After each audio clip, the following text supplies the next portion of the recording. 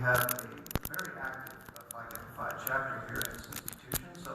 And I'd like to recognize anybody in the audience who is a faculty, staff, or student member of the organization. If you are, would you stand, please?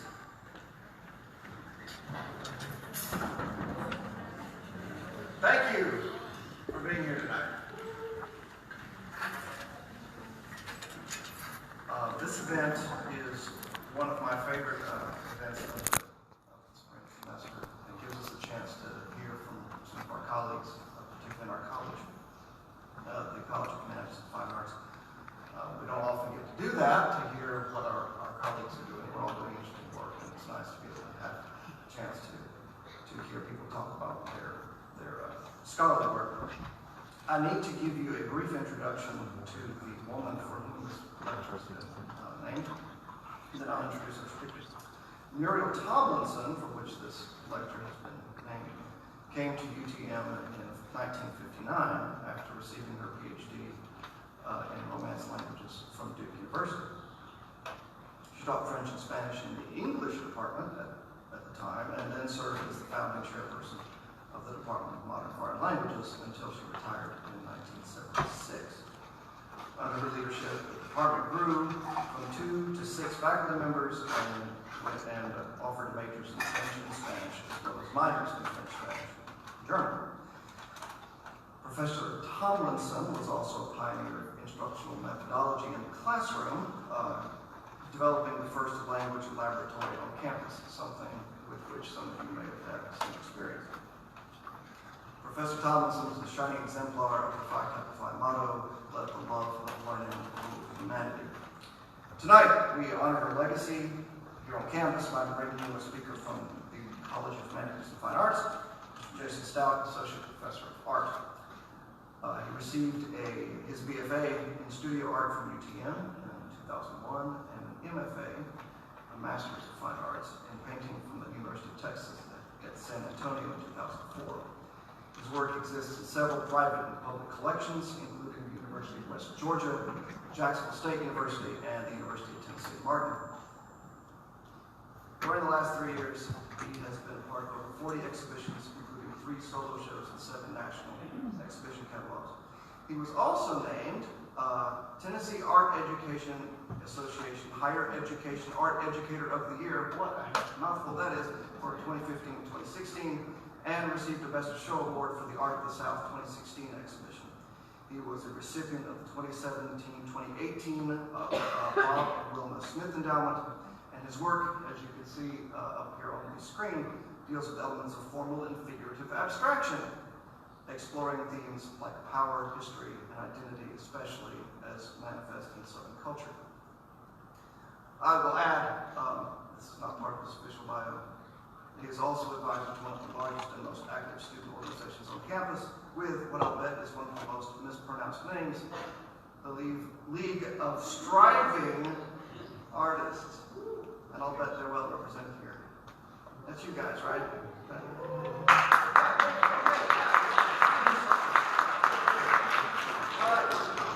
Mr. Stout's presentation tonight is called Painting and Picture Making in the Postmodern Age. Please welcome him to the stage.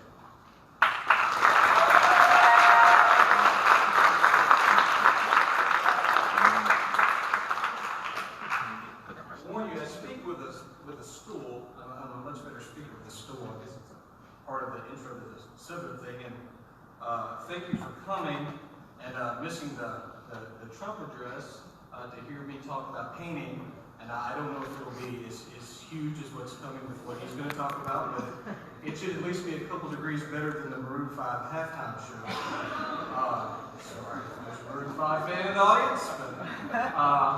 So Chris introduced my talk here, Painting and Picture Making in a Postmodern Age, and I'll preface this with, I'm going to have to touch over about 500 years of art history very quickly. So for any other colleagues and scholars that feel like I'm not doing due diligence with a certain period, you have to understand that there's a lot to go through, and they give me about 50 minutes. And so I do want to at least kind of create a backdrop to get to the painting and the picture making that I'm doing now. And even though this probably doesn't look like anything that's tied to the medieval period, you're going to be able to see historically that everybody that makes painting and pictures now, all of this stuff is connected visually in one way or another. It just gets recontextualized with how the whole decisions are made with what's happening in this society or culture at the time. This is my introduction with who I am and kind of what I do. I have a BFA in studio art from UTM and an MFA from UCSA. I teach drawing 1, drawing 2, painting 1, painting 2, 2D design using color, and then special topics classes. And I make paintings and drawings and exhibit my work nationally, and my work is carried by galleries, RU Gallery in San Antonio, Texas, and Circuitous Succession Gallery in Memphis. So I teach art, and I'm making art, and I create art, and then I work with my student art group to try to create art within our society and culture, especially in West Tennessee. And that's just as important as any of the other things that I do. I'm going to start with medieval art around 500 AD to 1550 AD, and this is really where we get into picture making. And when I talk about picture making, I'm talking about when we start getting off the walls and we start getting into more of a rectangular kind of square canvas kind of situation where it's not tied to a cathedral or a building or anything else like that. Painting as it becomes a little bit more portable. During this period, most of your medieval art is flat and formal with little bit of rendering. Sex is usually hard to determine with the characters. The backgrounds are usually flat color or ornate. You'll see a lot of goldness work. There's no use of sign or perspective really until the end of the period, so most of what we're dealing with is flat space and flat characters existing over the top of this background. It's religious with little emphasis on human nature or humans outside of their relationship to God. The figures are almost always clothed, which is very philosophical, in case my son here, so I want to see that.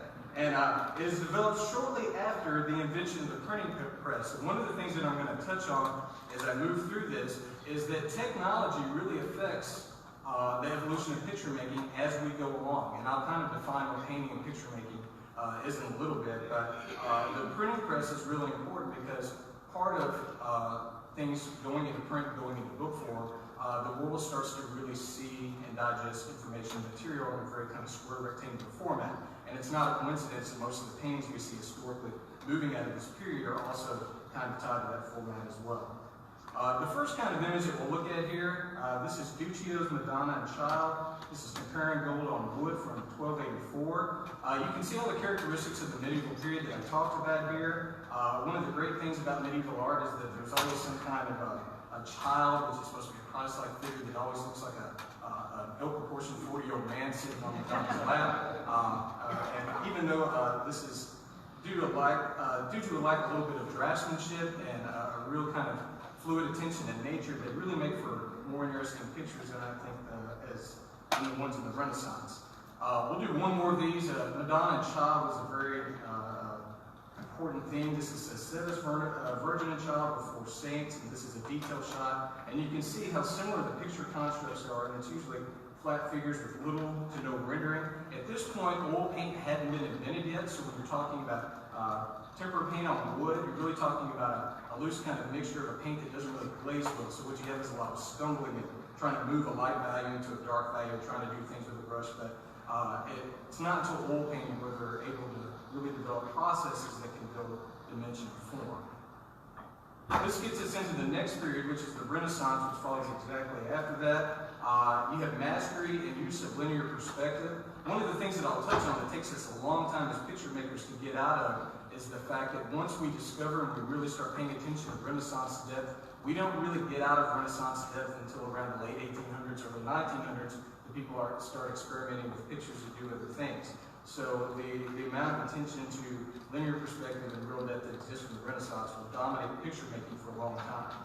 The form and rendering here, rendering the form is perfected. That just means things start to look realistic like they look in real life.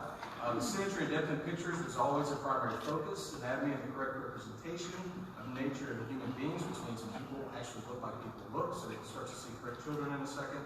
And also, too, there's a little bit more of an emphasis on humanism. It becomes a shared interest conceptually along with religion. As information starts to spread as part of what the Gutenberg printing press does, is that people eventually become smart. There's more information that's easily spread around, and so it's not as controlled as it was previous to that period.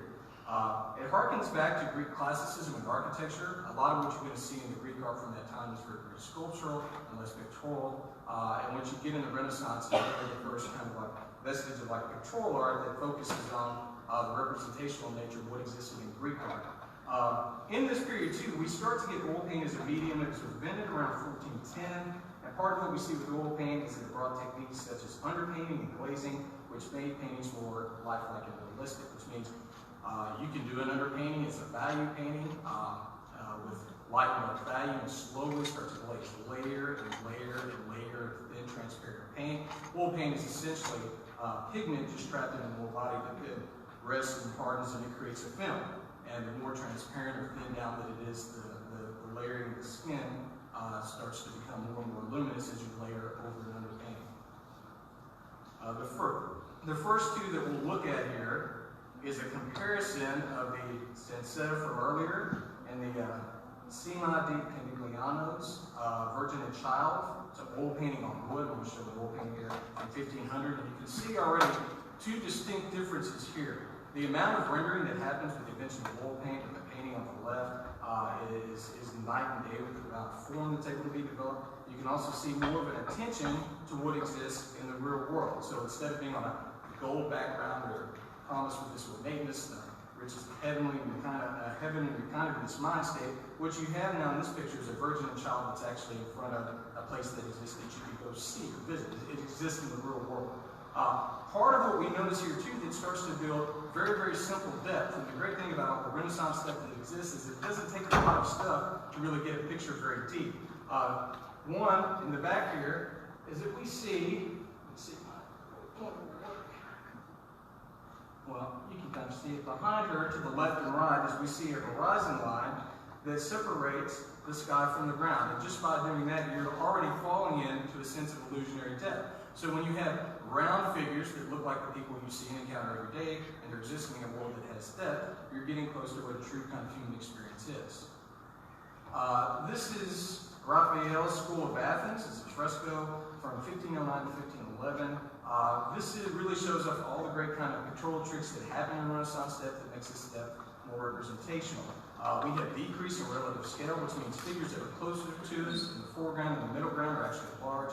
And as figures move away from us spatially, they start to get smaller. We have multiple points of perspective, but really 1, 2, and 3 point perspective. As we move back to the horizon line, and these colonnades that exist in the middle start to also decrease in relative scale as we move back, which means you're able to fall into the picture and then also get pushed out by figures that exist in the foreground, because this is a very large painting and these figures are almost life size. This gets us into the Baroque period. In the Baroque period, we have a strong kind of sense of the use of motion and movement. So now as artists start to kind of learn about how to paint a representational picture of the real world, and they start to get good with oil paint and start to master this kind of stuff, they're wanting the figures to do more stuff. The thing about painting, and I'll talk about it a little bit more later on, is that paintings are static images, which means they're very still and they don't move. So once the kind of modeling was figured out in the early Renaissance period, with the poses and the posture and the figures all in this pose, the next thing was how can we get static figures in a static image to seem like they're moving? And this will be something that artists, and especially painters, deal with for quite a while until we get to around abstraction in the early 1900s. Also here we have thicker use of paint while developing elements of chiaroscuro. Chiaroscuro is really just extreme for light and dark lighting. So it's not only do we still have form that we had in the early part of the Renaissance, but we're starting to get this really light and dark dramatic mood that is set to these pictures by really dealing with value in a very dramatic way. So the scenes that are going on and the things that are going on in the pictures become a little bit more dramatic. This, for me personally, deals with the way in which I think about color saturation. So chiaroscuro and color saturation are not the same things, but the same kind of sensation you get when you look at a picture that has extreme chiaroscuro and when you look at a picture that has bright color saturation and extreme light and dark situation are very, very similar. So the first one I have is Caravaggio's Doubting Thomas. This oil on canvas from 1601 to 1602. Here we have Thomas kind of poking and prodding the room and cries with other disciples looking on. You can see in the picture most of the paintings in this period that use chiaroscuro have a very, very kind of dark background, thicker, rich, developed colors. You know, it's not just that oil paint is around now, people are getting better at it. It's that the really good painters that exist in this period are also the people that are the best paint makers. They've really kind of learned how to work with pigments, where to extract the best pigments from, and Caravaggio is definitely one of these folks. If you know anything about Caravaggio too, is this painting is speaking about a lot more than just religion. Artists during this time of picture making, they used certain genres, especially religious paintings, which were afforded by the patrons who were kind of paying for these paintings. But they also almost always had a way to sneak a little bit of their life experience or culture into the picture. I like to compare this painting with Rembrandt's Anatomy Lesson. A very similar kind of painting, except for, you'll notice as the skills kind of develop more, also the focus on human endeavors start to evolve as well. So in the Anatomy Lesson, we're still dealing with a figure that has had some kind of wound where you're being prodded open and kind of being able to witness externally, but one is speaking on lessons that are tied to biblical things and spirituality. And the other one is really tied to human anatomy, what happens to the figure when it's dead outside of a religious context. And these are really neat paintings because they're only made 30 years apart. What makes this so great too is it's not like these artists had direct connections to each other when seeing their work. They're all kind of making these great advances in what they're doing pictorially at the same time. It's not like Rembrandt couldn't get on Instagram and send Caravaggio the anatomies. It's just this is kind of co-happening. This will kind of move us up to Rococo art. What I like about this period is it's very ornamental and decorative. Expanded on the theatricality of the Baroque period, so the picture making that we had before, if we started to get a movement with the figures, now we are starting to get on the edge of soap opera, almost, especially with a lot of Fragonard paintings. Formally use extreme curves and counter curves to push the dramatic qualities of the scene. So every time an artist learns something, the next generation of artists behind them are kind of like picking this up and adding this to the picture. And so what you have here is a loose start of modernity, which is somebody comes up with something and the next person kind of absorbs that and then they build onto it by either reacting for or against it. And this is going to go along, pretty much till we get to the late 1960s. Often included gilded or ornamental decorative wood elements around the work, focusing on pattern and decorative design. So we start to get back to some of the gold. The gold painting is a really tacky thing I've never really agreed with, and it usually gets killed off for about 100 to 200 years, and then it always comes back. I didn't make my Trump joke. If you've ever seen any of the Trump towers, you know what I mean. It's back now. I'll go into Fragonard's picture here, the swing, which is, this is a very popular picture, and a lot of the pictures I'm going to focus on, because we have more of a broad kind of general audience, says I did want to talk about pictures that I thought people would be a little bit more familiar with.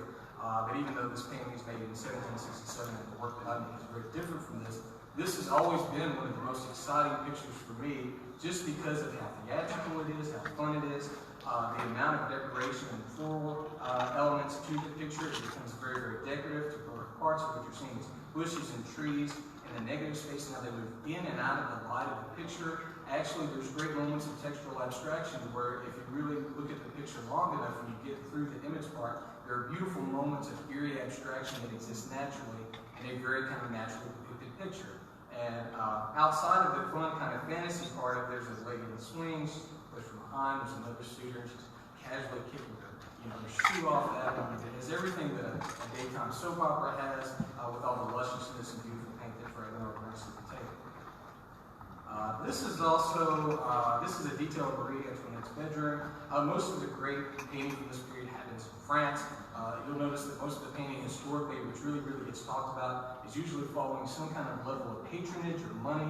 So where the money's at, the art usually follows, because artists, they need sponsors and they need patrons and they need people that are really going to pay for the artist to live, to be able to take these experimental leaps and get into this. Marie Antoinette's bedroom is a complete example of utter excess and obnoxiousness, but the decorative elements and the patterns in this, outside of the context, and if you can get past how class-driven it is, and that obviously Marie Antoinette's one people know we have a lot of money, it's a very kind of beautiful formal arrangement of pattern and decoration. And there's a grand design to all this outside of the world and everything else, which makes it a luscious picture. Now, one of the things that I'm going to talk about, this is 1735 to 1784, and I'm going to move, boom, this is one of these people where I'm going to ask fellow academics to excuse me a little bit, but I'm going to jump right to 1888, because in the next couple of periods that happen after Rococo, what we really get is neoclassical painting, and we get Academy painting, And what we have is the big schools that dominate painting during this picture are really just kind of recycling all the things that have existed before, but just doing new tricks. So your neoclassical painting just means new classicism. So they're visiting things from the Renaissance and things like that, recycling all this, making it. The Academy painting was kind of the same thing. They had historical genre types, such as landscape, figurative, or still life, and they're just recycling these things over and over. And painting would have probably went on doing the same thing over and over and over until it had to evolve and become something else.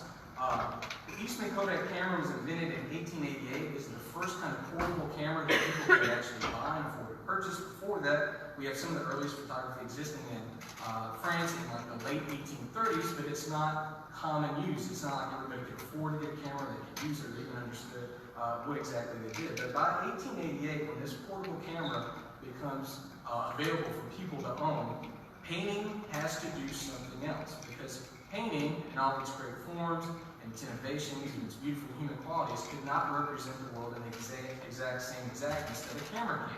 So the painters are starting to become aware of this, and they're starting to take painting and picture making into something else. Now, I define this, for me, with my talk, with what I'm going to be discussing, as the loose start of the modernist period. Now, all of these kind of periods can be shifted and moved 30 to 50 years forward or back, depending on who you're talking to. But for me, the Kodak camera, and then when we get around the turn of the century, with cinema, these are two things that really affect how pictures are going to be made. In the modernist period, we have classical themes and ideas challenged and recontextualized. We have non-linear time sequence and ideas explored, which means people are able to play with narrative in a way in which it can exist in one state of a story and then in another coexisting in the same picture. We have primitivism and non-Western art influences in development, which means outside of the European canon, we're starting to see other artwork from other cultures that at the time, maybe incorrectly or responsibly, is being taken from that culture, but the artists that are seeing this work are responding to formal qualities, and it's opening up possibilities that they never thought of. This is great because this kind of all happened at the same time when it needed to happen. Sexuality is explored more as a subject. People get in touch with touching. And the narration and authorship comes from multiple perspectives, which means we're not seeing the same viewpoint of the world, usually done by an artist, but really through the eyes of a wealthy patron. We're starting to see artists take more risk and kind of put their perspective in. I jump past Impressionism, so if you're a fan of mall kiosk and Impressionist calendars, there's nothing wrong with Impressionism. The only thing with Impressionism is really a focus on color, and the real advances that exist in Impressionism for me have always been about color. They come out of Turner and English painting that existed before that. But as far as evolving what picture making can do, we really have to look at the post-Impressionist movement when we do any of the Impressionists. During this period, they utilized and extended vibrant palettes of the Impressionists. They use subject matter rooted in real life with fewer excursions into fantasy or myth, which means they're not using stories that existed. They're starting to use life narratives and things that happen either in their lives or lives in the cultural society around them as subject matter for art. They experiment more with flat areas and distorting form and geometry, as well as paint layer application of brushstroke effects. They're not as worried about making paintings and pictures that have to deal only with the responsibility of representing where they're at. They would also use a natural color or arbitrary color for the sake of the painting rather than application to picture making, or to depiction of nature. This is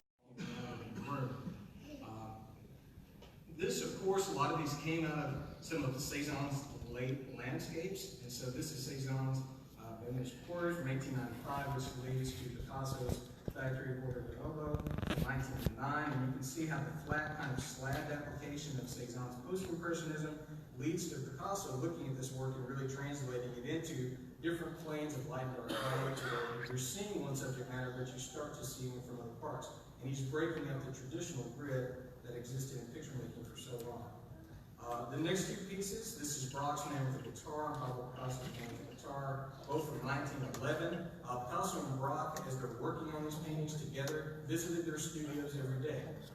They talked about it, that this whole period in which they worked every day together, that they were like mountain climbers that were slowly moving up this thing together. And so their pictures at this time looked very similar, and there were traces you could see in both their paintings that made them really hard to distinguish from each other.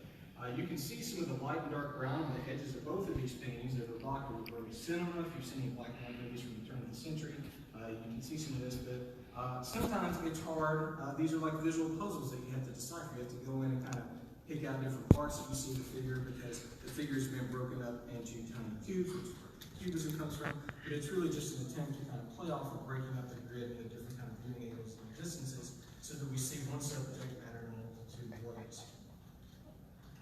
This also leads to a little bit of collage. I like the collage because it gets into abstraction. This is Brock's Spider Pipe from 1915. This is the first time artists, rather than painting and drawing a part of their picture, they're taking things from real life, and so just it's faster to just paste them on. As simple as it seems now, collage is a pretty commonplace medium. At the time, this was pretty revolutionary. And the next one is one of my favorite pieces of art. This is Picasso's Le Jeu. If we go through and we talk about what modernism does and what modernism did during that time, part of it is everybody's responding to what the other one is doing, and they're trying to up the ante. And with this piece, it's almost completely collage except for the wine glass drawing that's in the bottom right. And if you translate this from French, le jeu just means the game. It's cut out of the magazine or the newspaper, which would be le journal, which would be newspaper. But when you cut it up, it just says le jeu, it just means the game. And at the very bottom there in the small text, it says la bataille and dage, which just means the battle is on. And this is in art one of the first pieces of trash talking to all the other artists. He's letting everybody know, I've done this, I've pasted this together, look how awesome I am, in your face. And moving on. So I'll show one more Cubist piece, and this is Juan Ruiz Guitar and Chair from 1913. This is a really beautiful example of synthetic cubism, where in grease paintings you can see a little bit more of the subject matter easier. Right around the end of Cubism, this one kind of breaks up the Picasso-Brock marriage, as we have the start of World War I, which changes the way in which artists are going to respond to what they make in their studios due to like the tragedies of having the places that they work in, the life that they live, completely torn apart. Artists respond to World War I in several different ways, but one of the first things that we really get out of this between Cubism and World War I is we get an added emphasis or attention on abstract art, which is escaping recognizable imagery for the most part and moving into abstraction. Abstract art really just means you're substituting design elements for recognizable elements in pictures. So you're dealing with design elements such as line, or shape, or color, or texture, or form. And then that is the emphasis outside of the responsibility of representing a thing. So instead of painting, if you wanted to paint a brown flower pot with a red rose, you could just do a red circle and a yellow square underneath it, because it's really the same thing. It's just you don't need the subjectivity to kind of get there. I'll go through and show a couple of these. This is Boccioni's right before World War I. This Materia. This is an example of Italian Futurism, which you can see the influence of Cubism with some of the faux palette as well. And then it gets us into Kandinsky's work. This is landscape on canvas from 1913 on the left and on the right. Composition 8. Two very different types of abstraction. One, the one on the left coming out of the center of the history of landscape painting, moving into more like expressive colors, freeing the colors and the shapes and the forms to not have to have the responsibility of representing landscape more. And then the other one is a very geometric kind of representation of abstraction, using line, shape, and color, and very much not having any kind of responsibility to representing things that we know or see from nature. The evolution started off with representation, and then they worked to this level of abstraction. They didn't just go in the studio one day and start making abstract pictures, because you have to remember, abstraction didn't exist at this time. So the things that they're doing, it's a slow kind of evolution through this process as they're seeing each other's work, because there was no model for it before. Although you're going to see certain similarities in the flatness and the pattern and decoration from the earlier periods start to creep back up. This is Pierre Mondrian's tree progressions, and you can see an early work of Mondrian from a semi-expressive kind of tree, as it works more into a black and white cubist tree, breaks down even more. The curves and the arcs and the one on the top left then become small cubes. Those cubes then become even flatter and more organized. And then the last section, which is more indicative of how Mondrian's work ends up, very flat, kind of graphic, gridded, tri-primary color kind of piece of yellow and red, white square and black outlines, all completely hard edged. But it starts from that tree. Now I will hit around World War II here. This is from 39 to 45. This deals a little bit, the main thing about World War work too, which is funny, is because it kind of ends the period of the art capital being in Europe. A lot of the artists that were cutting edge artists at the time that lived and worked in Paris. Paris was then the art capital of the world. It was a cultural hub. When the Nazis occupied Paris, any art that was really considered cutting edge or contemporary or was deemed degenerate art by Hitler, and therefore if you were a Jewish artist or a minority or you made degenerate art, you had to go because bad things were coming. And so some artists actually stayed, very few, some artists perished, and then a lot of artists moved to New York.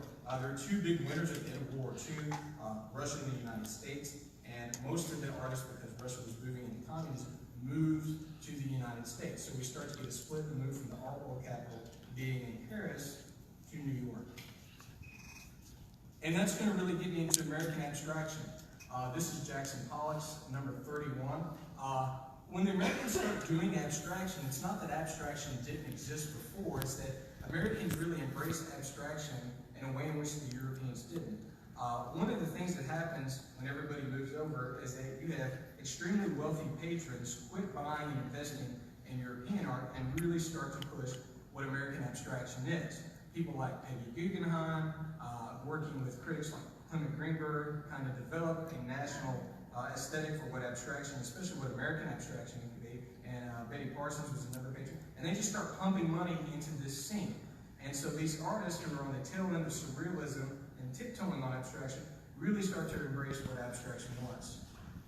The great thing about Pollock's action painting here, number 31, is you have to understand the scale of these paintings. These drips and these things are like the sizes of rope when you walk into them. These are huge paintings. These are not small, contained easel paintings. They definitely push you out, but you have artists dealing with existentialism and internal kind of conflict with what their place is in the world after experiencing World War II, and for some of them, even World War I, and the displacement for the European ones that moved over to Paris. One of the other great abstract expressionists is Mark Rothko. This is his red over black oil on canvas from 1957. I show this because it is a direct kind of response to Matisse's Red Room that we looked at earlier. What Rothko does is, instead of he goes further than Matisse in the fact that, he doesn't want to paint a kitchen and a lady and fruit. He doesn't want to do any of that. The most luscious part of the Matisse painting for Rothko was the blue hovering over the red and the deep colors just kind of floating in the field. And so Rothko's color-filled painting becomes that, and a lot of it comes out of Matisse and his love for Matisse. Now, I am skipping a lot of paintings that I'm a painting nerd that I could sit and talk about 30 hours about, but I'm going to get to the end of American abstract painting, which is the death of painting critically around 1962. This is Ad Reinhardt's painting number 5, oil on canvas. This painting was made with black pigmented paint that was put in thinner and other things to completely desaturate it to where it was like one of the deepest, most black kind of absorption paintings you can see, which means it is almost devoid of any kind of color or form or shape. Some of them have small crosses or one big cross that breaks up the composition, but there's little to no form, there's really little semblance of anything other than a flatness and a void.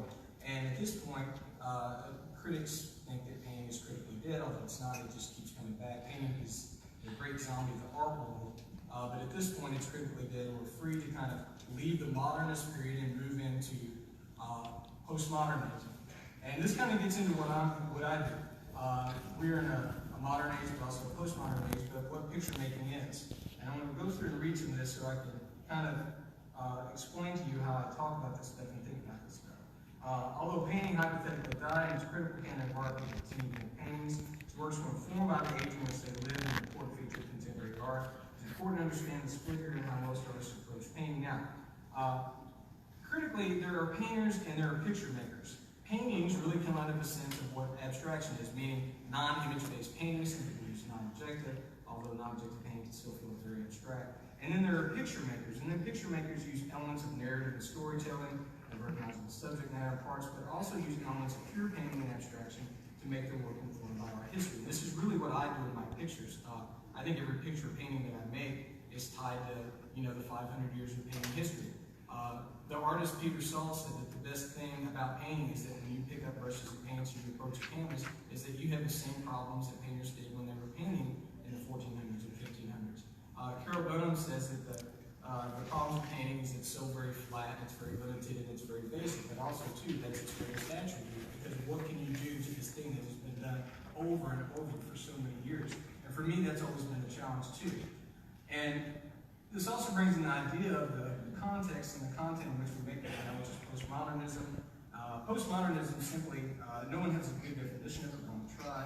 It's meant to challenge the initial ideas of modernism, uses simplification and appropriation mainly from past styles using modern context, uses high and low art from consumer and popular culture, and the common themes addressed in postmodernism include identity, class, power, gender roles, consumerism, and globalism, which is what I'm focused on now.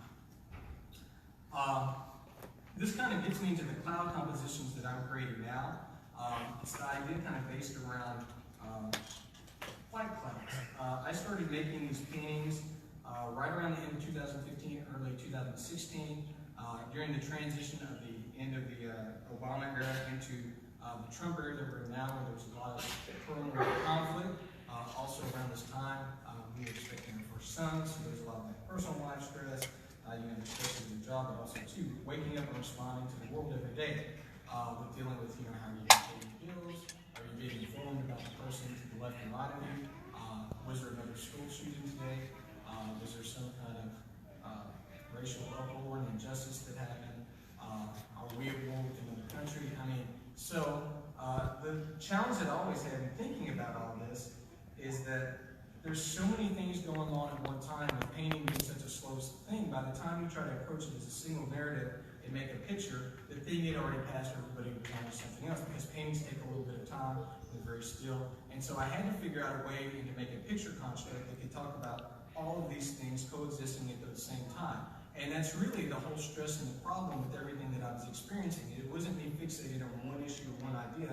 It was the juxtaposition of all these terrible things that you're trying to make it through your day coexisting at the same time. And that, definitely creates a sense of anxiety.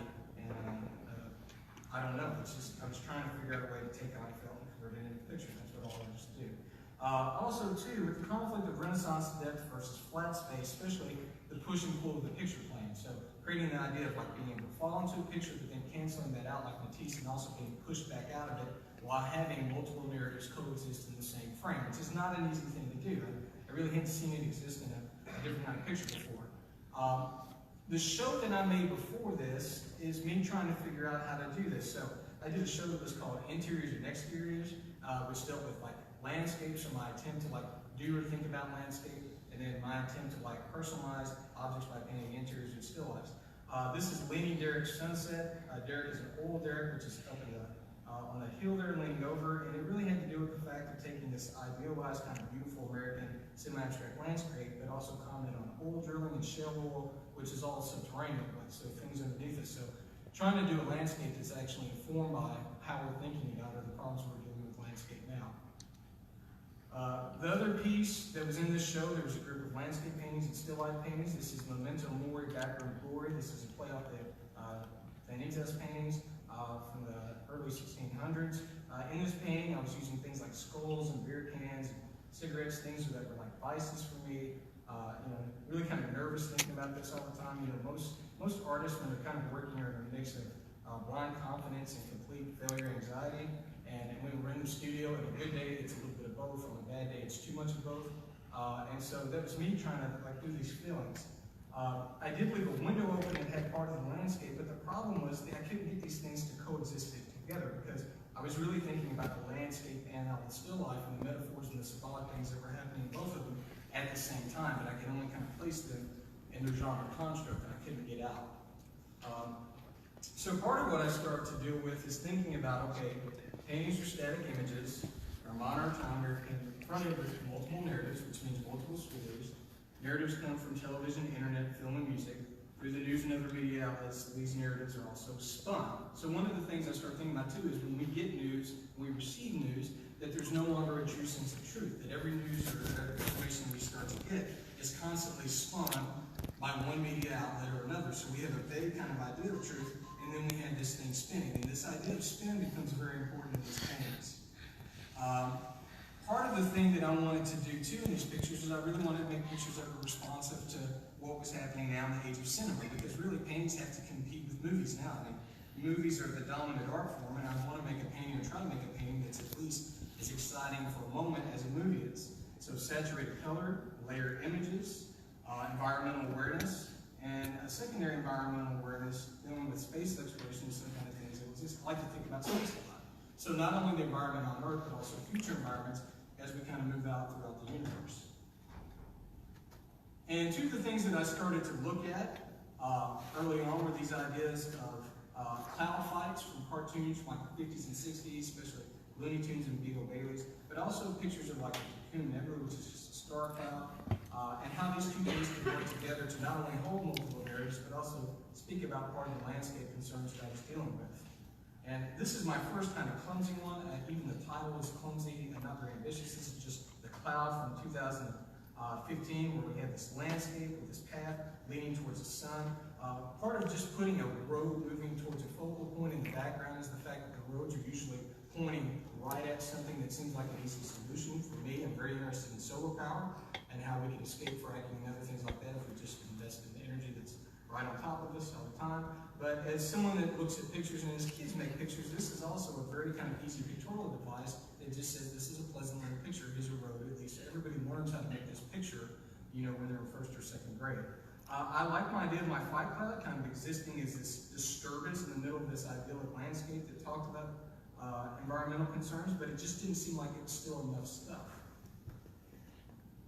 And that painting starts to evolve. In this one, this is Ignition from the December of 2015. And in this, I start to float all this different stuff that's being discarded out of these clouds, like the idea of technology that's either kept or discarded, or objects that have multiple meanings for me. You'll see a lot of pencils and things like that. I like pencils because they're the first tool that the artist uses to be creative, but they also create drafts of like literature and bills and all things like that, but they're also sharp and can be used as weapons. So pencils are great because they have the duality.